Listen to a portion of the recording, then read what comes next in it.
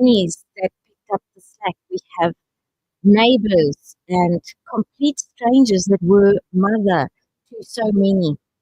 And so I want to celebrate those as well because if you're a mother by proxy, because you've never had a child yourself, you've never given birth to a child, and you've never fostered or adopted a child, well, then every time you've made an impact in the child's life, you've had a mum moment, haven't Yeah, you? Yeah. one of them. Yeah. Yes, it's a mother's moment. That's fantastic. I'm glad that both your mom and dad are well. Gee. Gee, Alhamdulillah, Alhamdulillah. My mom is in Portugal. Her health is not so great. So please do remember her in your du'as. But yeah, they get older, and it's tough to see moms getting older. But we have something special See, to now do. she's becoming very, her mind starting to become like kid. The way you react, you know, We kind of go from being children to being adults, and then we go back to childhood again. yeah. Yeah. That, I only when I'm close to her, when I'm close to her, sometimes and like taking out her or some Yes. just to show it, just love gave when I was young. You know, I have to pay back now. It's like,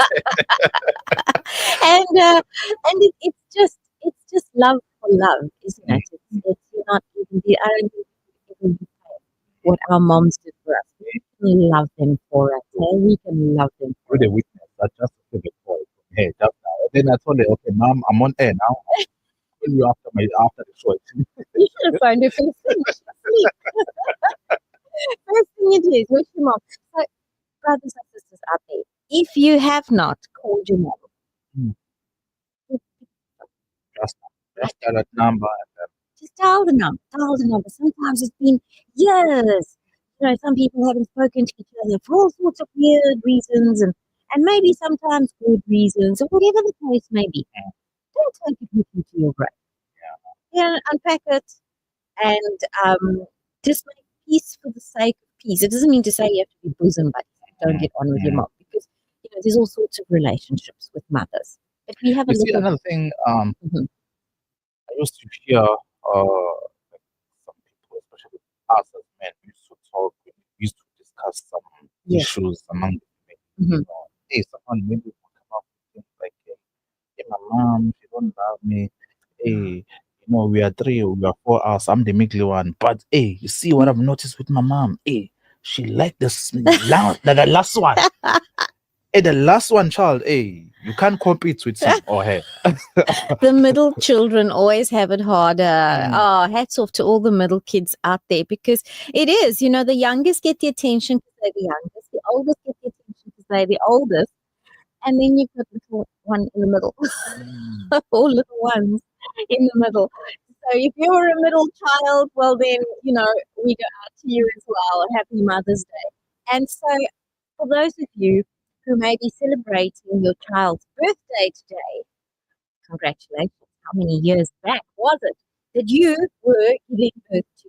And for all the new mommies out there, just embarking on this brand new experience. Oh man, there is so much to learn. I often have new mommies contact me with, questions about their kidneys. Either, it's nose is running and what to do, and the baby doesn't stop with the colic, what to do. And there's something that I've always said to mommies that works so good for babies. So whether you're a mommy or you're a granny, olive oil, rubbing that tummy with olive oil. You rub in a clockwise position. You start at the top of the sternum where the breastbone, where the ribs come together, right? Where the breastbone is. And you go circular right down to the gut, and then down the belly, and then up on the other side. Just go slowly, gentle circles all the way up. It helps to get rid of the colic. You then take their little legs and fold their legs back. So have baby laying on their back, and then take those little leggies and fold them back to the knees and up and over the knees to the to the baby, and eventually you will hear fireworks. And baby will feel greatly relieved and thankful. So many little tips and tricks that we remember with babies. Also, mommies with babies, newborns struggle to kind of digest, as in to actually pass anything through their little systems, and things are stuck up there, And so yes, a little bit of hot water, chamomile tea bag, diluted. So you make a cup of chamomile tea, diluted times 3 with 3 cups of water, and give baby that tiny little bit of chamomile tea first thing in the morning, and it works wonders. So today is Green Thumbs Up. Before we get totally sidetracked, people will start wondering what show this is, Vanessa. This is your gardening and natural living show. The show where everybody's an expert, but nobody has all the answers. So together we grow. Today, it's a gardening show, and we've got a little bit of a lineup this morning.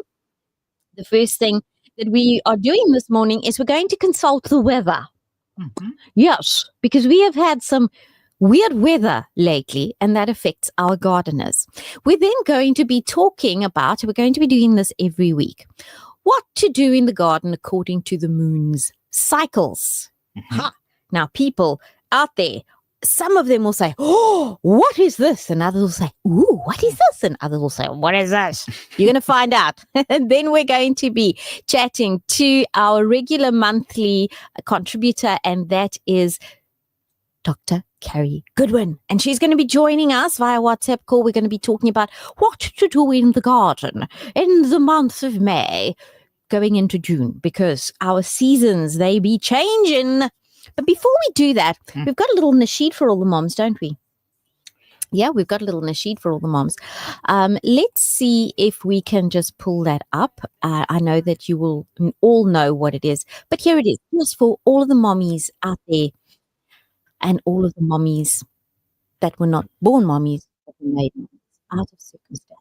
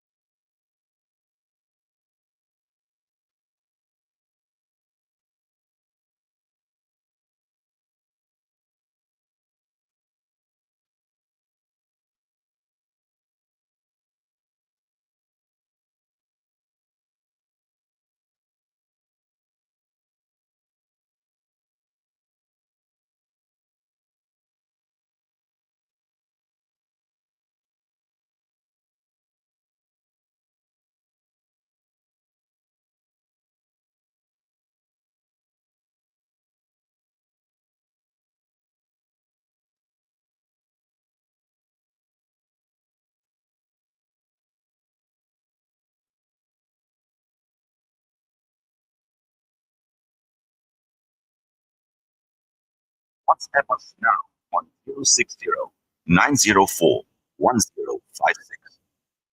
Oh, how beautiful is that? How beautiful is that? SubhanAllah, that is, of course, Moad with Remember Me, and just for moms out there. Now, we've gotten sidetracked, and Siboniso, my brother, it's already 24 minutes past 9. Can you even believe that? Time is flying.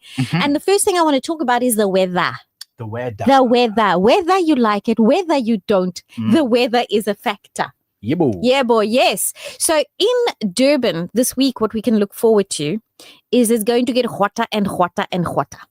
Yes. So we're going to start at about 22 degrees, if I remember correctly, because I checked it all this morning. Yes. And we're going up to 29 degrees by the time Friday to Saturday rolls around. So that's hot. You're going to be banning. We're going to be banning.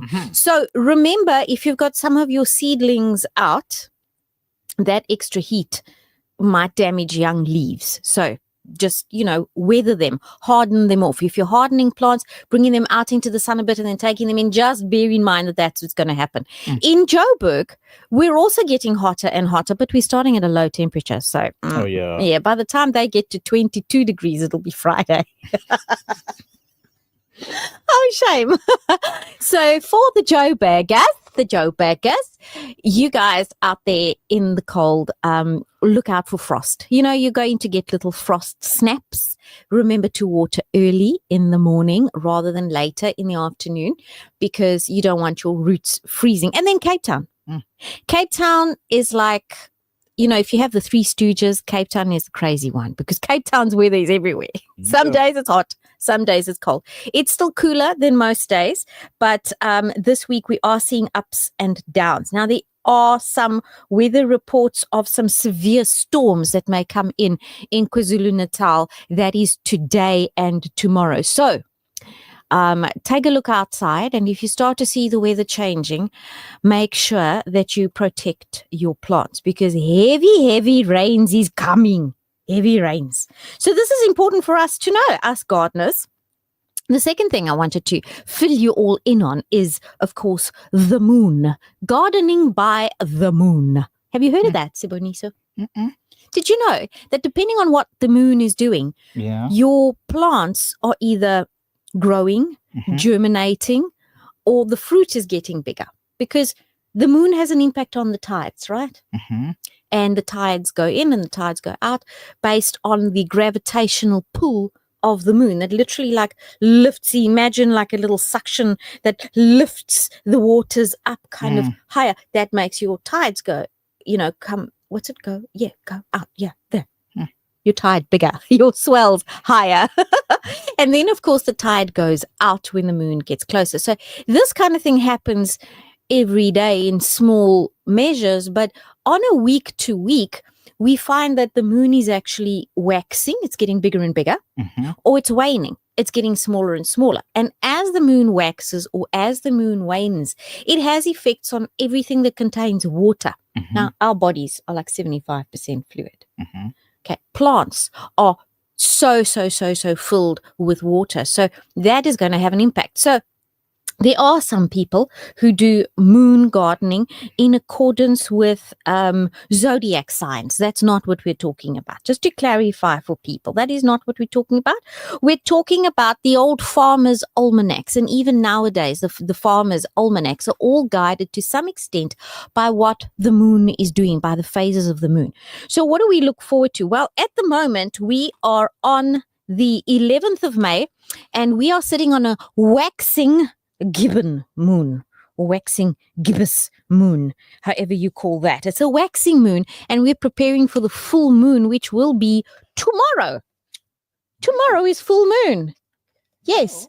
So full moon does tend to have an effect because of its pulling, as it pulls on the tide. It can sometimes also affect people's moods, but more importantly, it affects your garden. So here's a general rule of thumb. Over the next week, so from full moon to the first 7 days post full moon, that is when you are putting in seeds of plants that bear fruit above the ground. So fruit trees, particularly in this case, bushes, fruit bushes, like raspberry bushes and strawberry bushes. This is a really good time to sow those seeds, because just towards the full moon and 7 days after the full moon, you're going to have seeds that really do very, very well when they are seeds of plants that are fruiting above the soil. Now, it's also a good time if you have a full moon, okay, and it's growing, to actually kind of let your garden rest. So this is not a time when you want to be pruning and cutting back in the next 7 days. This is a time to sow seeds. Yes. If the moon were to be waning, in other words, if the moon were to be getting thinner, moving towards new moon, then at that point, towards the full moon, that is where you're going to be sowing seeds for the plants that grow roots below. So root fruits. Mm-hmm. What are root fruits? Carotas, Carrots, potatoes, potato, onions. onions, Is yes. it? Yes, of course. Onions, beetroots, all of those. Those are not for now. Just wait, okay? Just wait a little bit until the moon starts to wane. At the moment, you're putting in those seeds this week. And blackberries, raspberries, and other canned plants are really good. You're going to water the plants. You're going to feed them. You may transplant them, but do not cut them back.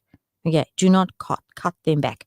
These are your juicy fruits that you're going to be planting the seeds in. So that is that. And that is what we're going to be doing in the garden this week and in the weather this week. I hope that's helpful. Let us know if that's helpful to you. If you'd like that to continue to be a weekly feature where we tell you what to do according to the moon. And when we discuss the weather, let us know on 060-904-1056. Send us your WhatsApp. And if you have any special Mother's Day wishes that you would like to make, by all means, please do let us know as well. And we will go ahead and communicate that to all our listeners. Now, we're going to have a chat in a minute, but before we do, we have to go to a quick commercial. And when we get back from that advertisements, we are going to be speaking to Dr. Cary Goodwin. So until then, please stay with us. We're doing a quick little ad break, going to pay some bills, and we'll be right back on Green Thumbs Up right after this.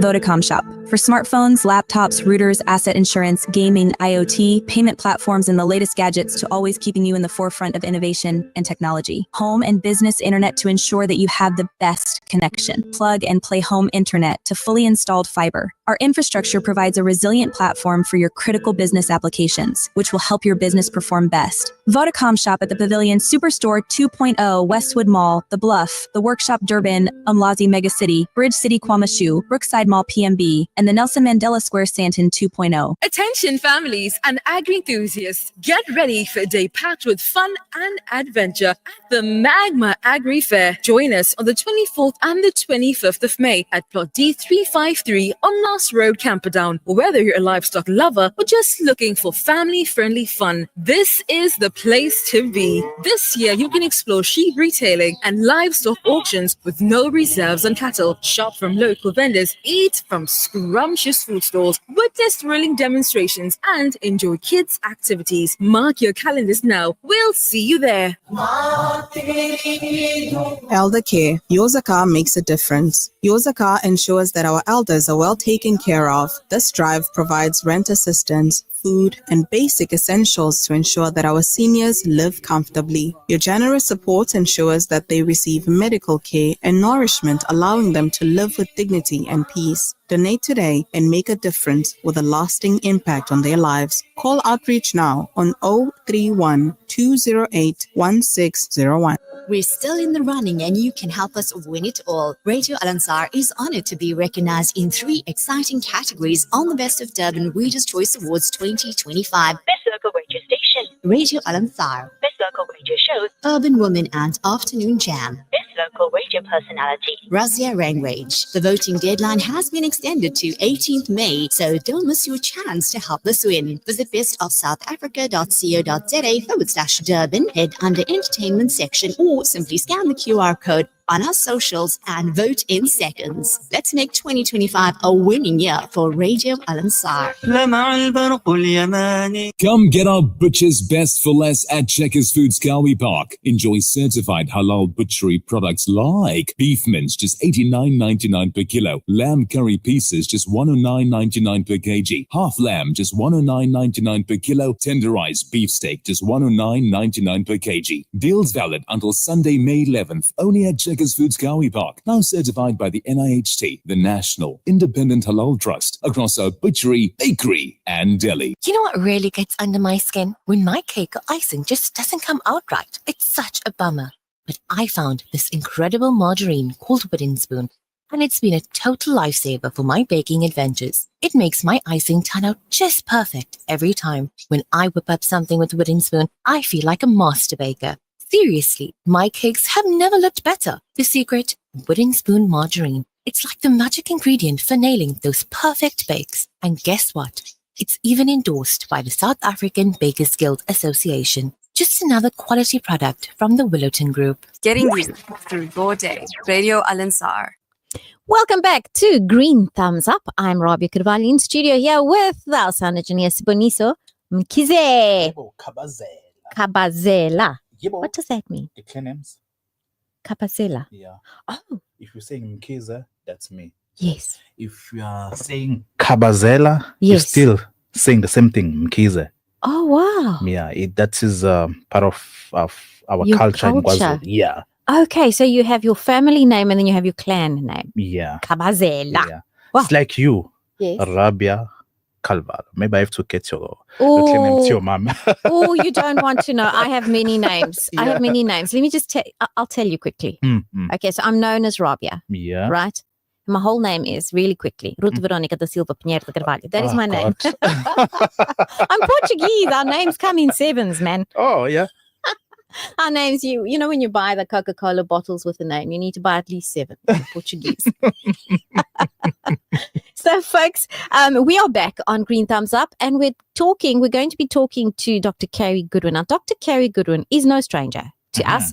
Everybody knows her, everybody loves her, and everybody always asks me, when's Dr. Cary going to be back on? Well, today is your lucky day because Dr. Cary Goodwin is with us, and we're talking about gardening in the months of May because, as per the Game of Thrones, winter is coming. So, good morning, Dr. Cary. How are you? Good morning. I'm top of the world. Thank you so much for making time for us this morning and being back on the show with us. You're up in Joburg, aren't you? You guys. You're up in Joburg, right? I am, and we've got a bit of a winter chill in the air. Yes.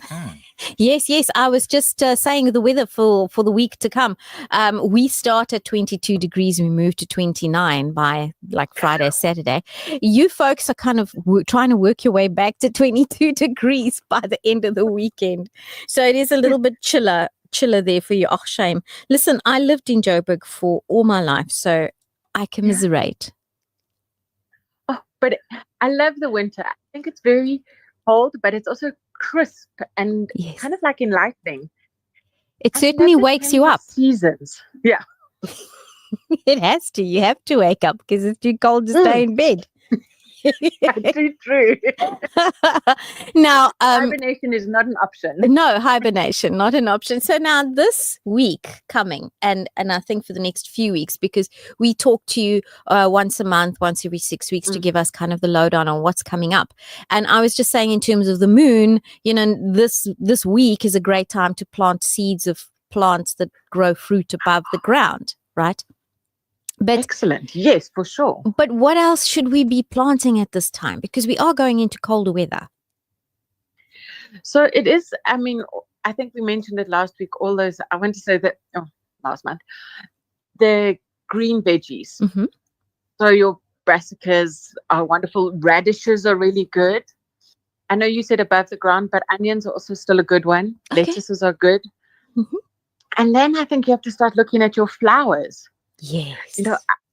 We've got lovely, like your pansies. So now we're not maybe talking seeds, but maybe going to seedlings or seeds. You've got your pansies, your petunias, your poppies. Dianthus are also a really nice one. And then calendulas. Because calendulas you can use for edible flowers. So you can add the flowers to your curries for a little bit of yellow or orange.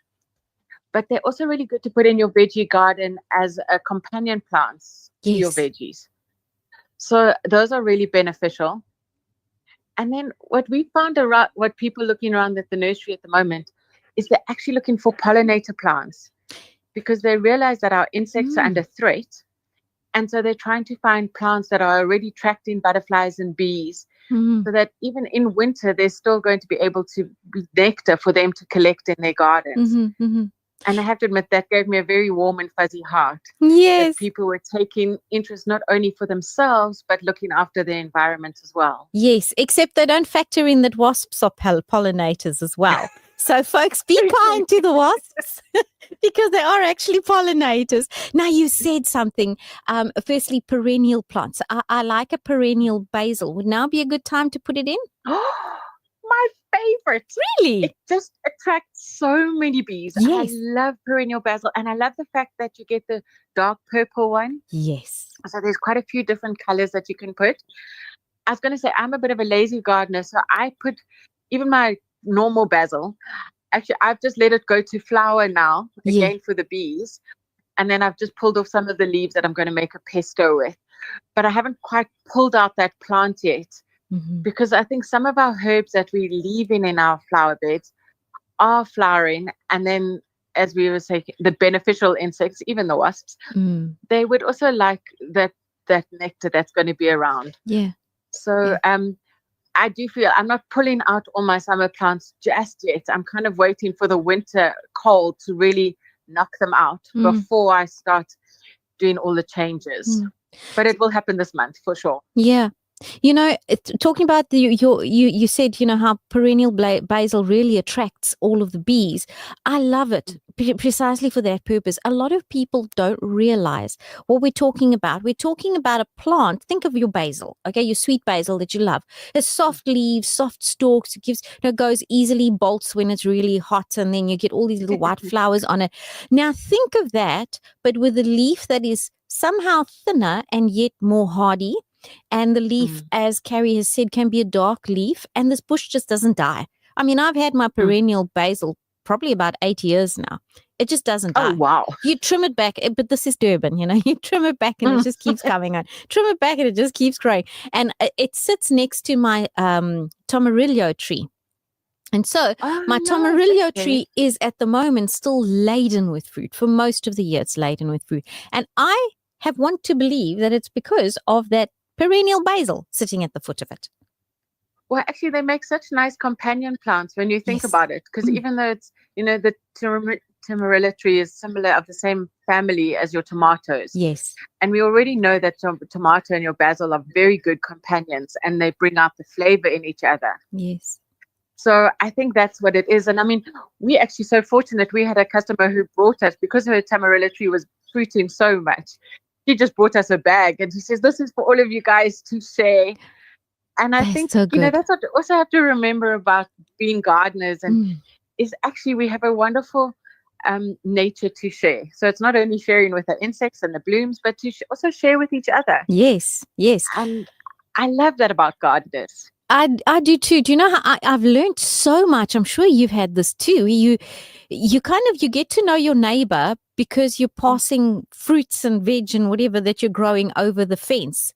And I remember having a very, very elderly gardener, and I think I used to call him Old Man Dennis, and he's long past now, but I called him Old Man Dennis because he was in his 80s, 90s.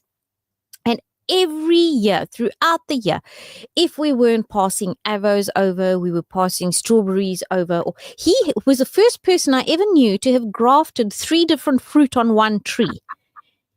Yeah, and it was bizarre. amazing. I mean, those skills. So it's not only passing the fruit and that sort of thing over, but I mean, hopefully he passed that skill of grafting and that challenge to other people. Absolutely. Because now that you bring that up, we've had a quite a bit of a run at the moment with people looking at their citrus plants, and they actually see that sometimes the graft, the plant below the graft, which was grafted onto, is actually taking over. Yes. So I think people do have to be aware of that, you know, a lot of our citrus and a lot of our fruit trees are actually grafted onto very strong mother stock. But obviously that fruit is not fabulous. So if you look at a graft and you see that there's a branch or a stem coming out from below the graft, then you do actually have to prune it back. Yes. Because otherwise all the nutrients are going to go into that stem, which is going to produce maybe a wildflower or an untasteful fruit. And actually then you're going to look at your main plant and you're going to try and get all the nutrients to be focused onto that one. So just be careful with the grafted, and then what what's part of the plant you're actually cherishing. Yes, because they do graft, onto wilder plants so that it'll fruit faster, right? Yes, and as I say, much stronger, and the rootstock is those roots are really like absorbing as much of the nutrients from the soil as they can. So I had a very happy surprise when it comes to that. I have an a lemon tree that fell over. It fell over because it's so heavy, with fruit. But the fruit that is weighing it down is actually the fruit from the wild part of it. And it has very long thorns. I don't know what lemon tree it is, but it has very long thorns. The grafted portion had these bright little lemons, but it literally died. And I thought, let me give this thing a chance. So we gave it a hiding, quite literally. My father believes in, if your lemon tree hasn't borne fruit in 3 to 4, 5 years, then you give it a hiding. Knocks the air bubbles out of the sap, and woe and behold, this lemon tree has borne so profusely. But it is the ugliest lemons you've ever seen. They are the ugliest things you've ever laid eyes on. They are knobbled. They are full of like different kind of tones of color in, and this is not for lack of spraying, but cut those open and those are sweet lemons. I've never had anything like them. I don't know what they are, but I'll have to send you a photograph and maybe you can help me, because they're really long thorns on this lemon tree and beautiful lemons. I was going to say, so one of the traditional lemons was your rough skin lemon. So I think it would be probably originally of that family. Okay. Because those thorns are really vicious. Yes. And they're probably about 3 to 4 centimeters long. And when you're trying to pick the fruit, I think the tree is saying, you're not supposed to pick my fruit because look, I am protecting it like there's no, tomorrow. That's right. Okay. And you have all these scratches on your hands when you have picked the fruit. Yeah, it is one of the tastiest lemons ever. And I often get surprised when customers ask for it because it's such an old-fashioned lemon tree. And, today when you go and look for lemons, it's like thin-skinned, very juicy, quite tart. And so that's where the growers have started going towards. Yeah. And as I say, this older tasting, maybe a little bit more sweet, more like a lime maybe, is not always the favor of what people are looking for. And they're such lovely lemons. As you say, very thick skin, very a lot of white pith in there as well. So, but not to sidetrack, you also mentioned calendula, which was one of the very first plants that I ever kind of became acquainted with from a medicinal perspective. And it's one of those that for the mommies with the new babies, calendulas can be used for ointment. And I will give out that recipe if we have time towards the end of the show. And also calendula tea is one of those that you just take the flour, put it into boiling water, and make yourself a cup of tea, 1/4 cup of the flour to a cup of the boiling water. And that will stop a runny tummy in its tracks. And it'll also get your tummy moving if you're constipated. Did you know that, Cary? I didn't. There you go. I think that's a fabulous idea. Yes, calendulas. I just thought it was spicy and I added it, as I say, to my curries because of a bit of color. And absolutely. It's got a really different, like the pansies and the violas, they have a sweet, I almost think like a bubblegum flavor. So I quite like adding those to my cakes and my muffins and cupcakes and things. But then to me, calendula is like that bold, spicy, tart taste that I'm going to add to my more savory food. Yes. It's almost like a nasturtium flower, but not as peppery, isn't it? Or that's kind of a, not such a fun. What about taking care of the ground at this time? Because winter is approaching. So that's what very, very important is. And when I saw it today, all our leaves are falling. Please don't put your leaves in black bags and send them to your local landfill. Rather use those leaves to form a blanket of mulch around your plants, around your trees, wherever you have space. And if there's any extra, put them into your compost heap. Yes. Leaves are like gold. They are more valuable than gold to your garden. So, please collect them all. If you have, you could get a compost activator from your local garden center to just make it compost a little bit faster. Because in winter, it's going to be a very slow process. But then when spring comes, you'll be so grateful that you collected all these leaves. And we just need to nourish the soil or to keep it warm. And I think we finding a lot of people having problems with weeds. With all the rain that we've been having, I think the weeds are really competing with our plants. So pull out the weeds, then go and get your mulch, which could be leaves, or if you wanted to get mulch from a garden center or nutshells or those sort of things, and protect your soil or the roots of your plants using a mulch. And that would be, and then as I said, then you wouldn't have to weed as much.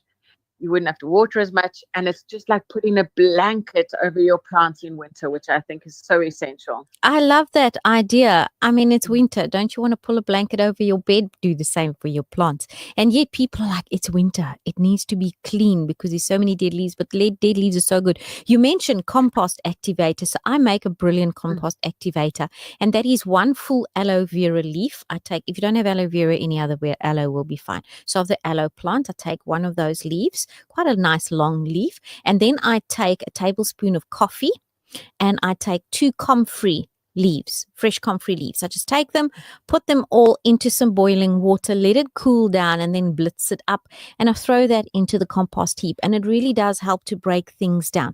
Coffee, because of course it feeds the biome in the ground, and then your comfrey literally breaks things down for you, and your aloe vera, of course, is bitter, so that's going to help the decomposition, but it's also going to help to keep nasty fungi away and from your compost heap, because you don't want nasty stuff in your compost heap. People think compost should smell horrible, but it shouldn't, right, Cary? No, it should actually almost smell like fresh and earthy. Yes. If it smells horrible, there is somebody's put something in it that's, maybe a bit of dairy or something like that maybe shouldn't be in a compost heap. So your compost is generally made up of good organic matter. Yeah.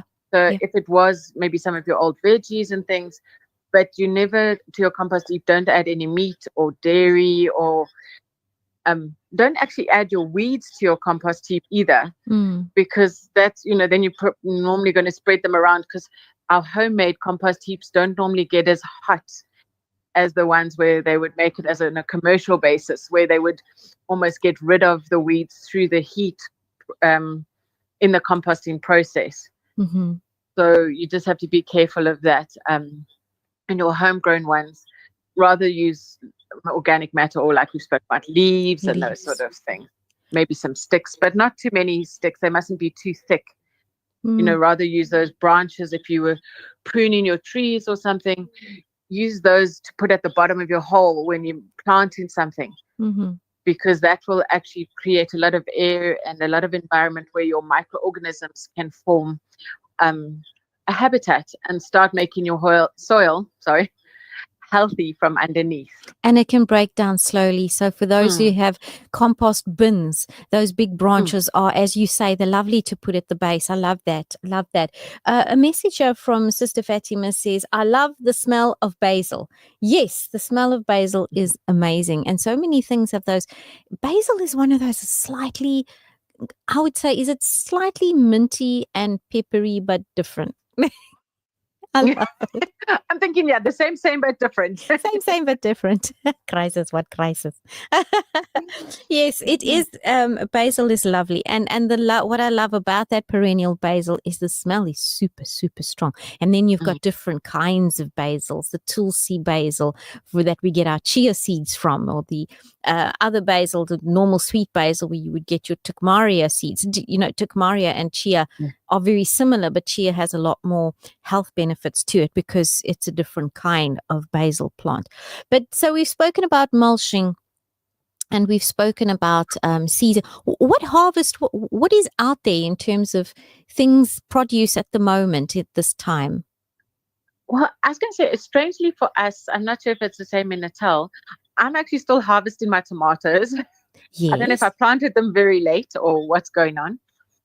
I actually also digging up my potatoes, because I'm going to replant my potatoes now in June or July. So I'm digging up my potatoes that I've left in the ground for a while.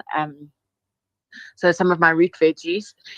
My lettuce is so yummy and tasty, and I'm just enjoying it while it's still not too cold to eat salad. When it gets too cold, then I'm like, no more lettuce. So I'm enjoying those. And then we should be able to be harvesting our things like our pumpkins and our squashes.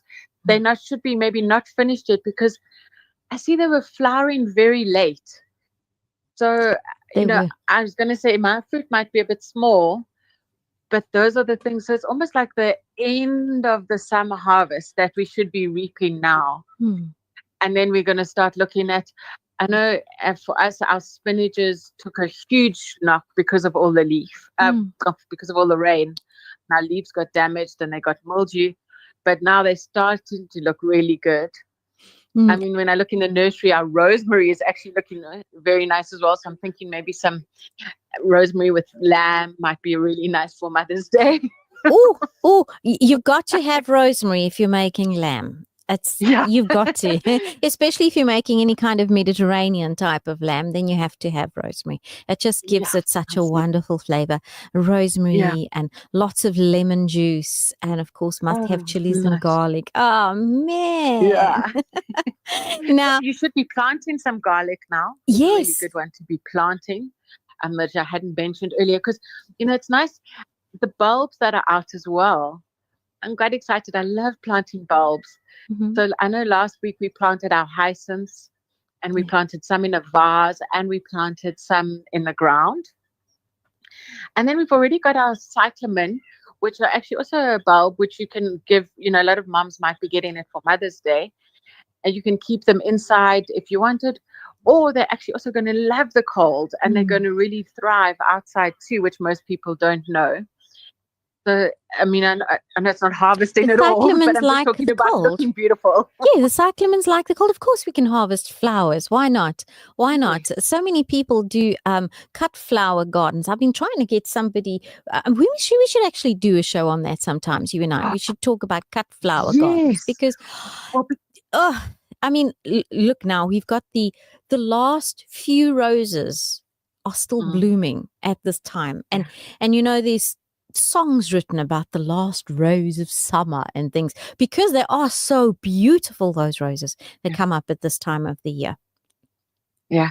Well, the roses had a really tough year, I think, especially here in Gauteng because of our rain. I think you guys as well, that the actual plant themselves never jumped out and said, look at me. But I was so surprised at how amazing the blooms always seem to thrive, even under these weird and wonderful conditions that we're having. Yeah. And when I was walking around the nursery, I mean, our simplicity roses are just full of blossoms. Beautiful. And I thought, what a wonderful Mother's Day gift. But a lot of people see all those blooms and then they think, I need to prune back. Don't prune yet. It is not time for pruning roses at this time. It is not time. Cary, we have actually run out of time, you and I, once again. We're always chasing the clock, you and I. Oh, man. Last thoughts, please, quickly. I think just enjoy your garden. Don't think that it's winter and you're going to go inside and hibernate. Go enjoy the crispness, the crispness. Yes. Sorry, I lost my tongue there. Of the beauty that's all around us, the oranges and the warms of, the aloes are going to start flowering now. Yes. And some of the euphorbia fire sticks. So look in your environment for the gorgeousness that is around us and the warmth that comes from our plants. Oh, I love that. That's beautiful. Today is a beautiful day to be happy. Yeah. So, Cary, thank you so much for being with us once again on Green Thumbs Up. We're going to talk to you next month once again. Thank you so much. So, for the listeners out there that have asked for that calendula recipe, so here's what you can do. You can make yourself a calendula ointment, and all you need is coconut oil, beeswax, and calendula flowers. So fill your pot with calendula flowers that you have washed, so you've rinsed them out and you've let them be, and then you're going to put those into a pot. You're going to top that up with some coconut oil only till halfway, and add half of the amount of coconut oil you're adding in beeswax. Okay, this is the best way to explain it because it depends on how many calendula flowers you have. So don't let the oil come to a boil. So use a little temperature stick in there, thermometer, and just make sure that you are around about 50, 60 degrees centigrade is a fine way to just leave that kind of macerating in the oil. As soon as it reaches that temperature, you can actually switch off the heat, because by now you've dissolved the beeswax. Put a lid on it and let it stay until it has cooled. When it has cooled, you can squeeze it out, and there you have a wonderful ointment for wounds, cuts, scrapes, baby's bottoms instead of a bum cream from the shop. And that is it from our Green Thumbs Up show today. Folks, I wanted to cover fenugreek with you, but next week we shall do that, Siboniso. Next week, because our time is run and it's nearly time for the Sunday Lounge. I believe there's some super stuff happening. I think we need to set up a meeting with Yes. the board, because Yes. it's like we need some 2 hours extra. What do you think? I think we should do at least an hour extra, but not Sunday Lounge time, because we love our Sunday Lounge. Yes. I know today's going to be and we love happening on the buddies. So Sunday maybe we'll Lounge, just yeah. have to move the show some other time. Who knows? Who knows? You let us know, dear listener. If you'd like more time and any other day of the week, any other time, you let us know what your preference is. Why not? You know what? Asking is fine. So, folks, Eric is coming in and he's going to give you all the news from me and Brother Sponiso. You see what I've noticed Yes. about Eric Yes. as he's stepping in, Yes. you know, he's like, yo, man, Sponiso's voice, man. Well, Siboniso is bringing the voice to the Green Thumbs Up, and we are going to hear more of that voice and my own next week on Green Thumbs Up, inshallah, ameen.